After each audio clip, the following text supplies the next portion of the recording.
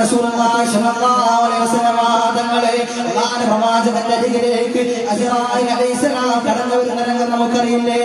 അതിനായി പ്രവാചകന്റെ വീടിന്റെ വാതിൽ വന്നുകൊണ്ട് അസ്സലാമു അലൈക്കും യാ അഹ്ല ബൈത്തിൻ നബുവ ഇഫ്തഹിൽ ബാബ്, വാതിൽ തുറക്കുമോ നബിയേ? മൂന്ന് പ്രാവശ്യം ആവർത്തിച്ചപ്പോ നബി വാതിൽ തുറക്കാൻ വേണ്ടി ആയിഷ ബീവിയോട് പറയാണ്. ആയിഷ ബീവി വാതിൽ തുറക്കുന്നു. പ്രവാചകന്റെ അരികിലേക്ക് സുന്ദരനായ ചെറുപ്പക്കാരൻ കടന്നു വരുന്നു. അല്ലാഹുവിന്റെ പ്രവാചകനോട് രോഗശരീരത്തിന്റെ വിവരങ്ങളെല്ലാം അന്വേഷിക്കുകയാണ്.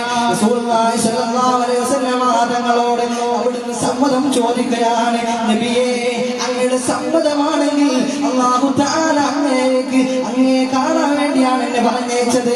അങ്ങയുടെ രോഗശമനം അന്വേഷിക്കാൻ വേണ്ടിയാണ് എന്നെ പറഞ്ഞയച്ചത്. അങ്ങേക്ക് സമ്മതമുണ്ടെങ്കിൽ അല്ലാഹുവിന്റെ അടുക്കിലേക്ക് പോകാൻ